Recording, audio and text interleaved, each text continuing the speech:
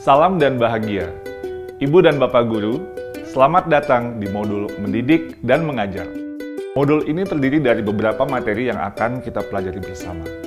Kali ini kita akan membahas materi Mendidik Menyeluruh berdasarkan pemikiran Ki Hajar Dewantara. Agar kita dapat memahami gagasan-gagasan Ki Hajar Dewantara mengenai tujuan pendidikan nasional.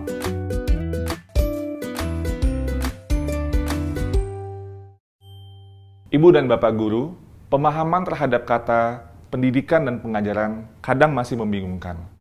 Penggabungan istilah tersebut dapat mengaburkan pengertian yang sesungguhnya. Pengajaran adalah suatu cara menyampaikan ilmu atau manfaat bagi hidup anak-anak secara lahir maupun batin. Maka, pengajaran merupakan salah satu bagian dari pendidikan. Sama halnya dengan mengajar yang merupakan salah satu bagian dari mendidik. Sementara pendidikan adalah tempat menaburkan benih-benih kebudayaan yang hidup dalam masyarakat sekaligus sebagai instrumen tumbuhnya unsur peradaban, agar kebudayaan yang kita wariskan kepada anak cucu kita di masa depan.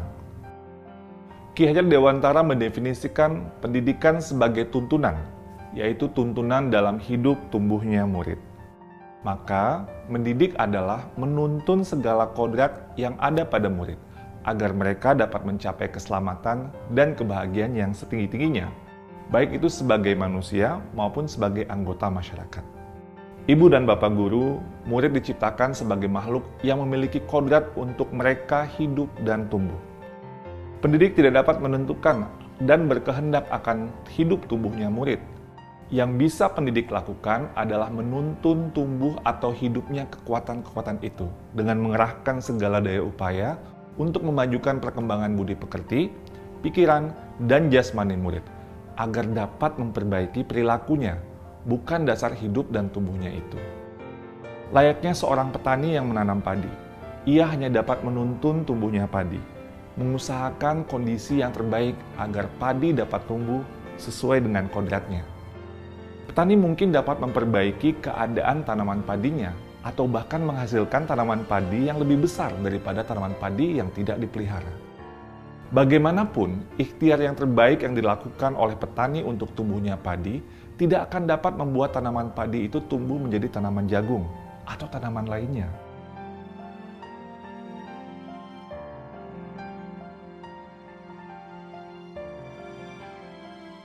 Seperti itulah peran pendidik yang bisa menuntun agar murid bisa tumbuh dan berkembang sesuai dengan kodratnya.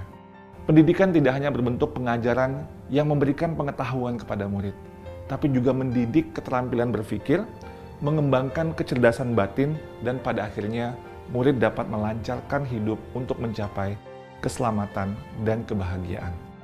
Ibu dan Bapak Guru, ilmu dan pengetahuan sangat diperlukan sebagai bagian dari pendidikan, sebagai kunci untuk mengasah keterampilan berpikir, memajukan kecerdasan batin, dan melancarkan hidup pada umumnya.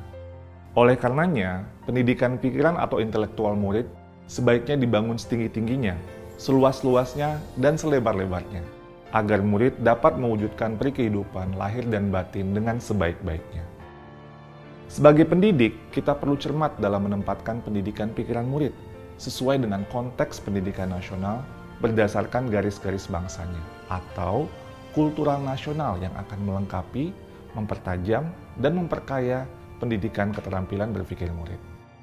Setiap murid memiliki kekuatan-kekuatan yang memerlukan tuntunan orang dewasa. Menuntun potensi murid bertujuan agar ia semakin baik adabnya dan untuk mendapatkan kecerdasan yang luas, sehingga ia terlindungi dari pengaruh-pengaruh yang dapat menghambat bahkan melemahkan tumbuhnya potensi atau kekuatan dirinya.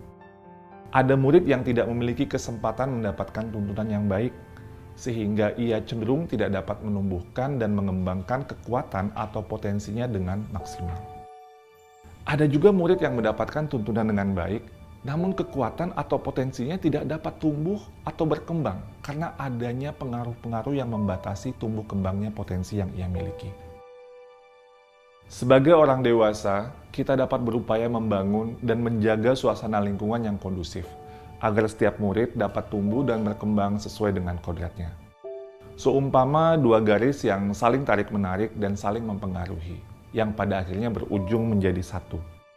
Dua garis itu adalah garis dasar yang menggambarkan potensi dari murid, dan garis keadaan yang menggambarkan kesempatan untuk berkembang. Kedua garis ini saling berhubungan, yang menurut ilmu pendidikan disebut konvergensi. Buah dari tuntunan kepada murid adalah berkembangnya akal budi murid yang mendorong terciptanya kebudayaan. Kebudayaan bangsa yang menjadi ciri khas dan dasar perubahan zaman di tengah-tengah kebudayaan-kebudayaan negara lain membuat kita kadang-kadang khawatir akan tergerusnya kebudayaan kita.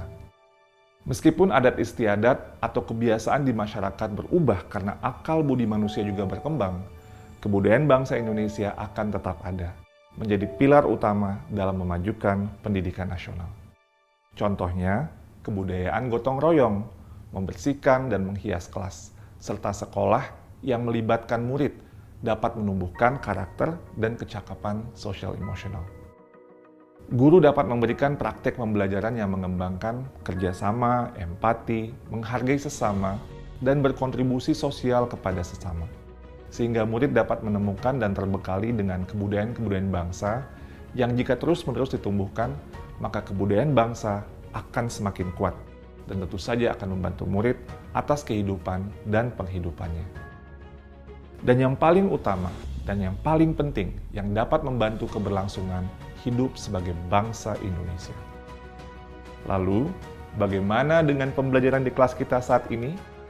Apakah kita sudah mendidik anak dengan menyeluruh? Atau mungkin kita hanya sebatas mengajar? Mari kita refleksikan bersama-sama.